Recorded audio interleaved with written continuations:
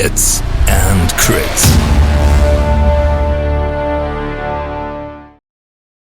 This video is brought to you by Trading Goblin. What is up, YouTube? Welcome back to another episode of On Target, where we specific a certain topic around song. And today is a very special day because we got Chris here, and Chris is the guy who developed the Song of Ice and Fire simulator.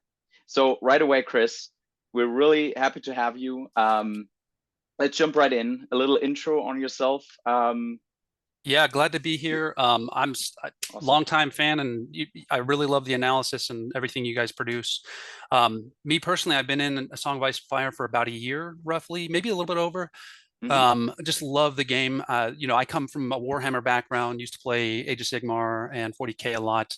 One of the downsides, beautiful minis, but one of the downsides to that game is I didn't feel like it's always the most balanced or most tactical. It can be a lot of fun, but so for me, when I tried A Song of Ice and Fire, I was immediately addicted because I felt it was truly a tactical game that's generally pretty balanced. I mean, you can, there's times where there's things that are not balanced, but in comparison to Warhammer, it was. And it's also a lot more bite-sized, and so I just fell in love with the game in comparison and have just been picking it up ever since then. And then I have a pretty good group of guys out in Lexington, Kentucky. We've been playing on and off for that year. For me, I live a little bit further away from that. So one of the challenges has been to drive out there and see them. And so I found myself running into this situation where I would show up for a week and then I'd play a game and I would try some experimental list. And then I got trounced really bad. And then I realized, I was like, well, there's my game for the week. So I realized that, man, I wish there was a way to play. So I actually found TTS, which is a beautiful product. The TTS mod for Song of Ice and Fire. People should definitely play that if you have TTS or if you have Steam. And beautiful product. I really like it. And then, but I also realized that there was kind of this, I dawned on me one day that there was this need. There was kind of this gap. TTS is amazing. It's such a polished, beautiful product. And the team there are great who make that. But then I realized like there's some guys in my group who are just kind of resistant to installing Steam and then doing all that kind of stuff. Working in a 3D environment is kind of a challenge for them. And then, or perhaps they don't have the device for it, so their computer is really old, even though TTS doesn't require too much of a setup. But so I found all this need where a lot of people didn't really have the means to play. And so I was like, okay, well, is there a way to be able to play this on a mobile, or is there a way to be able to play this on maybe you have a Chromebook so you can install Steam? And so that's where I was like, man, I should just make a little web-based 2D version of the game. It doesn't need to be super powerful. It just, because everything happens on a 2D play in A Song of Ice and Fire, a plane. So I was like, okay, well, we can easily do this. We just got to use, so I use something called Phaser, and it's all right there on the client side. Unfortunately, the server handles very little. It just handles like dice rolls, tactics, and things like that. Things that you want the server to control, not the player. And then, so it took, I think back in the fall, I started off trying to build an initial point of proof of concept. And that pivoted into me just kind of like getting a passion. That's the thing with me. As soon as I find something I really love, I'm like, it's like song. I'm like, I get hooked and then I just dump myself into it. And so probably over the course of the last 3 months of last year, I finally just had no life, completely neglected all of my responsibilities, and said, see you in 3 months, family. I'll get back to you later. Awesome. And then, so we got a kind of an initial concept out in December, and I've just been polishing it ever since then. Started to grow a little community on Discord, and people have been super awesome. I mean, the community is one of the best communities I've ever been in. And very rarely do you get people who are, poor sports in this game. Sometimes, but generally everybody's pretty awesome. So. Yeah, great. I mean, thanks for the intro, man. And I like when we had our little like pre-recording discussion, I really have to say this is really impressive. And as you said, like 3 months, no life. You can really see that the simulator came along so quickly, and it came out. I tried it once or twice now, but I heard only good from all the community around Hits and Crits, and like and beyond. And everyone is really impressed by how intuitive it is, how like it works on each and every mobile, like, or tablet, or like it just works, right? It just works really well. So really, really impressive work. So like from you mentioned this like group of people, this targeting group, which is not eager to buy a certain PC, or may not be able to install it, or may not be able to like get the the skills, the tool set to use TTS, which are not eager to learn. So this version 1, let's say you have out there, you're saying you're polishing it. But for what are the next steps before before we go to the next step? Like what does your current development look like? Yeah, the current development right now is to try to, the thing is, there's anytime, especially something when I've developed this quickly and you don't have a user base to test it as you're developing it, I didn't follow the traditional developer process. There's going to be bugs. And so we've already run into like sheets and sheets of bugs. And so we've worked out the vast majority of them, fortunately. So I think at this point, we already ran one tournament on it, actually, with the express intent of, hey, it's going to be buggy, be understanding, and I really need your feedback. And so find things that are wrong and let me know, and I'll fix them as quickly as I can. And so that was a huge success. So we really polished it even a lot more as a result of that. We even had one guy playing on his phone in the tournament. I don't know how he did it, but he just got a good stylus and he went to town. So that was really impressive, and I was really glad to see that it worked out for that purpose. And so we've got it to a good point, and I still actually have. I still like to go analog sometimes. I have a whole sheet of like all kinds of stuff, of things that are on the roadmap for the next version. So, like, we have NCU influence in the game, so you can right-click your NCU and influence a unit. What I want to do is the same thing, essentially, but with cards. So you don't have to have a card in the game that you have to drag around and follow the unit.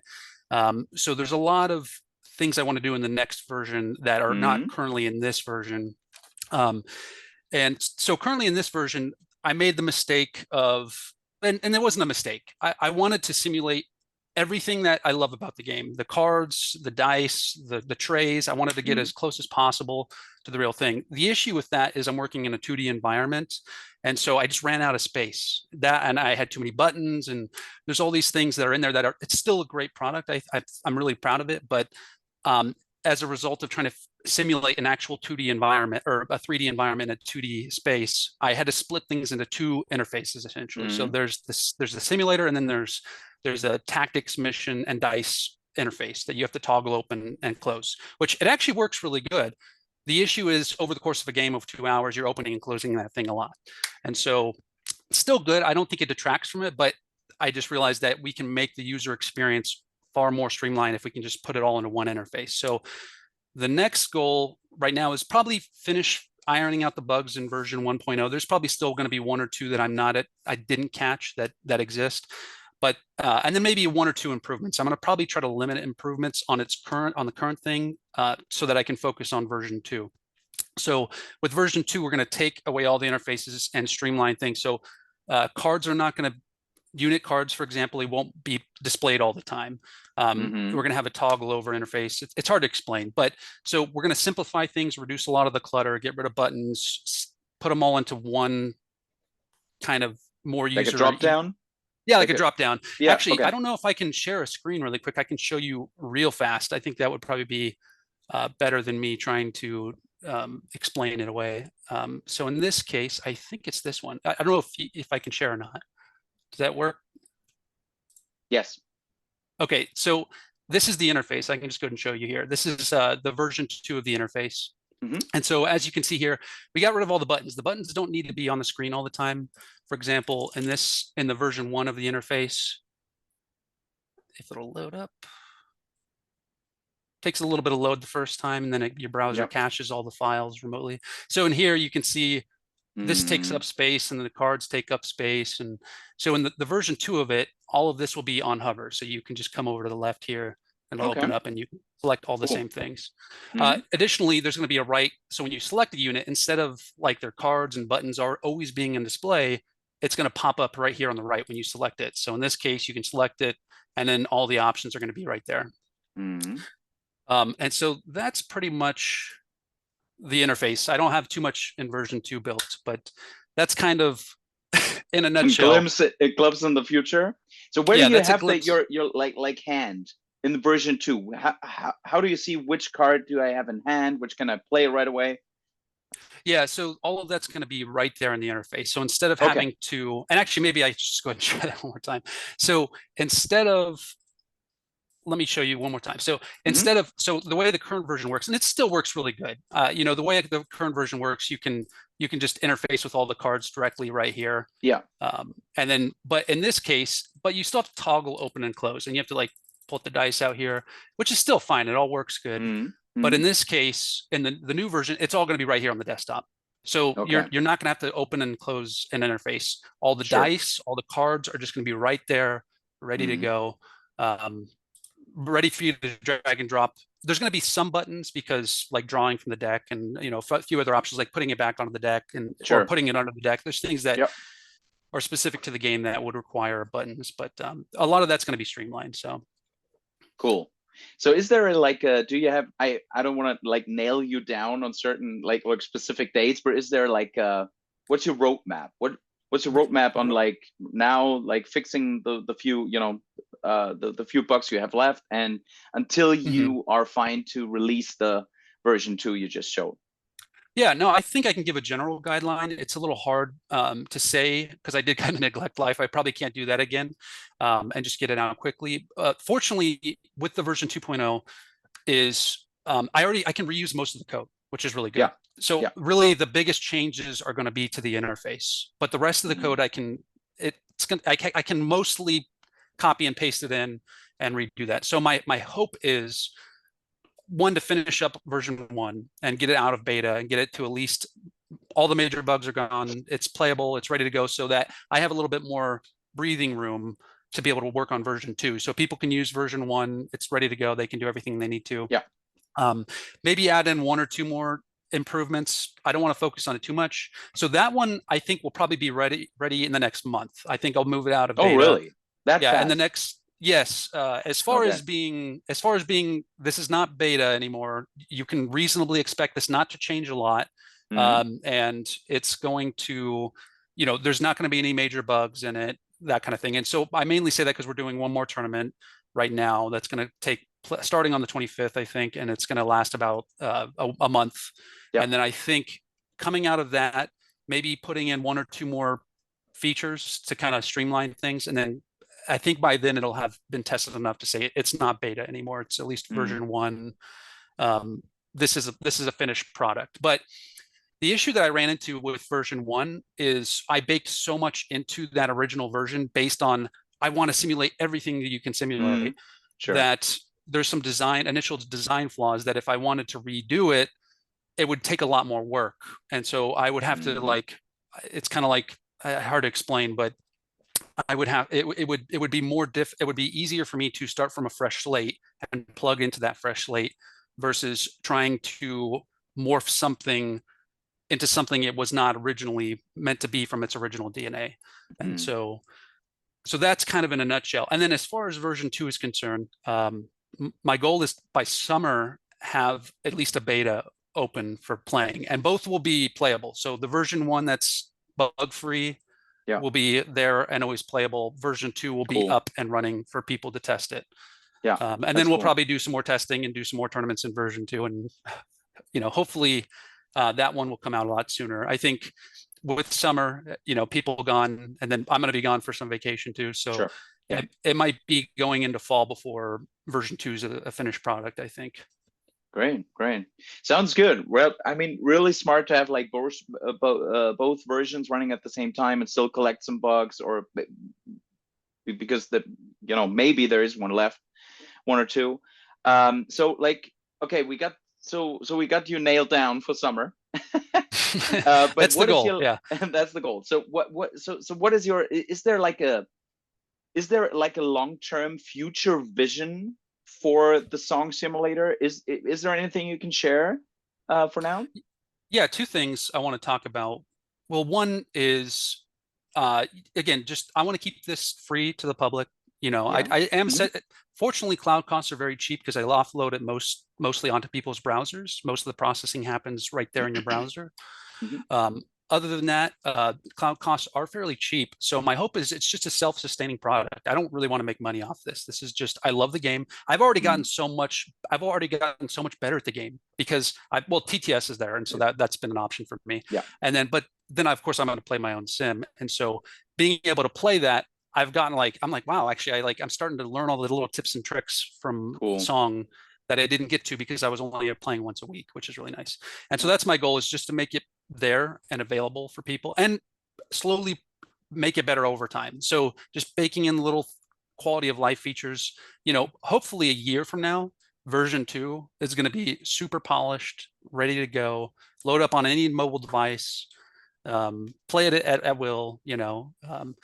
And so that's my goal for that. The second thing is, I can't speak for him, but I am leaning towards, I'm not going to say absolutely, but our hope is, or at least my hope is, to come up with a web-based customized army builder / card builder. So let's say you want to add a new unit type to your army, you can load it up. You can just from any browser, mobile browser, whatever kind of browser, load it up and say, I want to build a new Stark unit. And then you can just start plugging in data, point and drop, click, like, okay, here's a new unit. This is a really fun thing.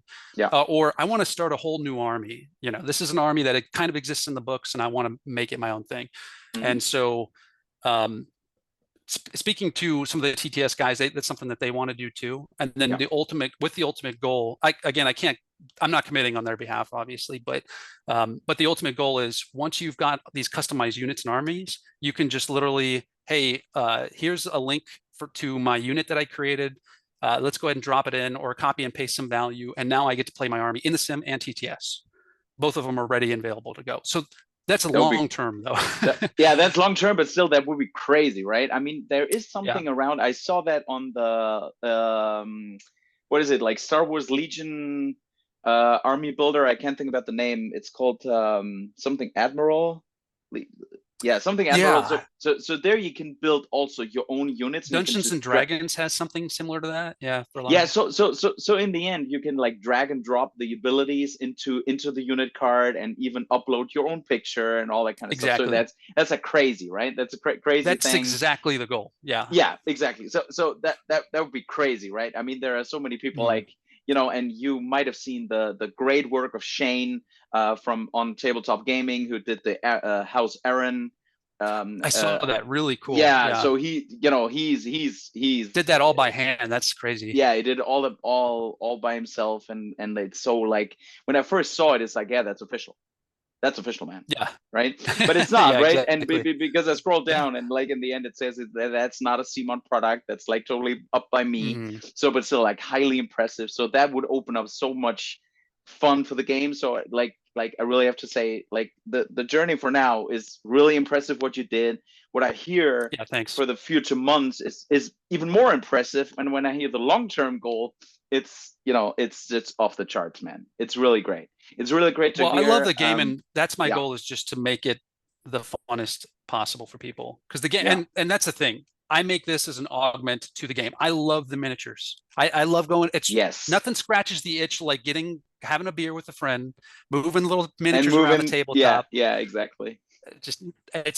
No simulator could ever come close to that experience. Yeah, but still, it fulfills like the need. There was, like, I was mentioning Martin Iceman on stats, right? Is number 4 now. Even I just checked, he's like number 4 on stats, and he's that guy who said, I'm not playing TTS, and everyone was like, why not? Why are you not playing TTS? Right? We want to compete. We want to see you play, right? And he's like, I'm not buying a new PC. I'm not into, like, you know, downloading all that kind of stuff.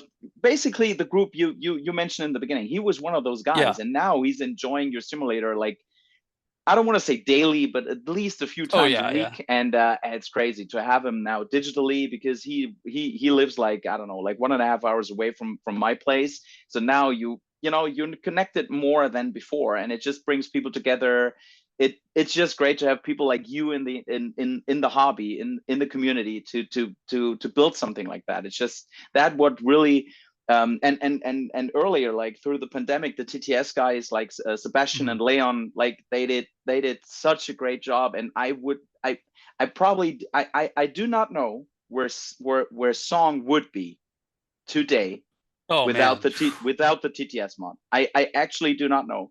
So actually, big shout out to both of them. Yeah, for And sure. again, big shout out to you to fill in this need where this group of people were sitting between playing in real life and not having the TTS or not wanting to play the TTS. Now everyone has its entry to the game, which is incredible, right? Oh yeah. Well, like me as a gamer, I have a Mm-hmm. desktop gaming PC, so it's TTS is a natural no-brainer to me, you know. Yeah, but, for me too, but but not for everyone, right? Yeah, but not for everyone, exactly. Yeah. All right, so let's close with one last question I have. Is there like out of pure like own interest, is there anything you or our community like ours, like Hits and Crits or other some communities can collaborate on? Is there anything we can do together? Is there any like idea in your mind where you see the collaboration in the future? I'm 100% open to collaboration. You know, I love the idea. That's part of the reason why I wanted to do like a customized army creator in the future, so that we can people can go, their imagination can go wild, you know, and then they can play their armies on top of that too, which is really cool. And so I'm totally open to collaboration. If somebody has ideas of how to improve not only the simulator, but also integrate some project that they're working on into the simulator. For example, we use the Song of Ice and Fire stats page. You can use the TTS export option to plug it right into the web-based simulator as well. So, and we've had there's another builder out there that's also in the simulator. If you click on the question mark, you can see it there, but you can actually import from them too. So we've actually had others from the community who have built products come to me, and I'm like, that sounds great, let's plug it in. So it's hard to say for sure what, I don't know, but if you have something, I can't promise, but you know, more than likely I'm eager to put it in. So cool.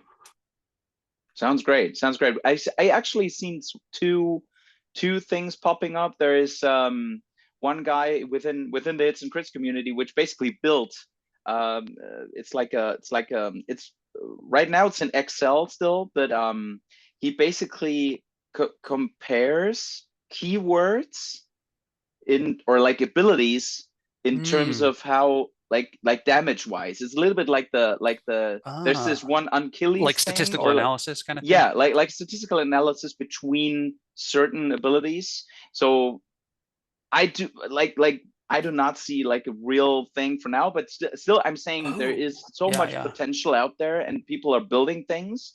Maybe there will be something in the future. I like that idea. It'd be cool to like have some stats plug right into your unit, so you put it in the sim and then boom, like you can have some statistical breakdowns like showing down. That would be really cool.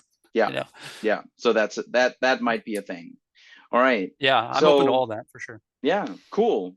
So Chris, it was an honor to have you on the channel, and I can just tell the whole community, check out the Song Simulator. It's so easy. It's just a website, and Chris has on his own YouTube channel, he has like 2 to 3 like beginner's guide videos which guide you through the game. Just watch the video. It takes like what is it, 15 minutes, 20 minutes, and you're totally ready to go.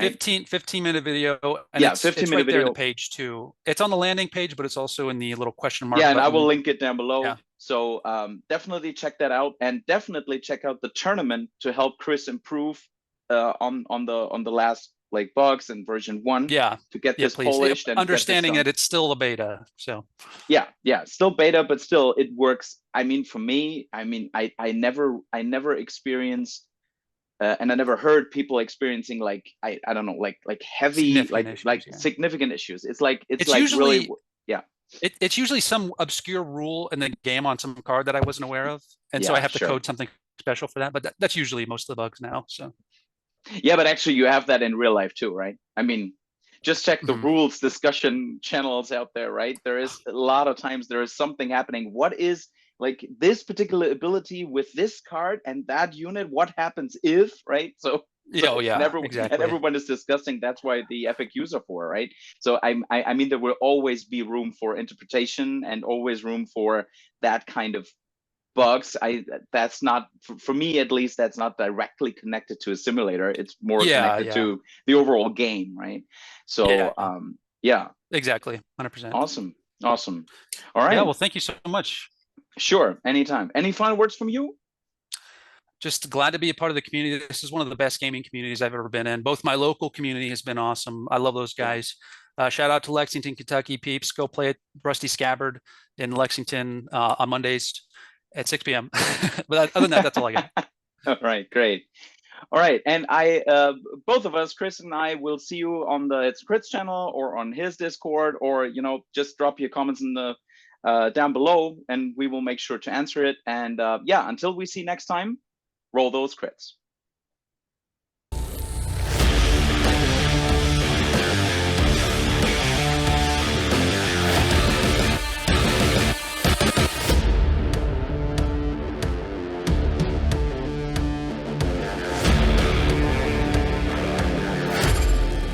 Come for the hits and stay for the crits.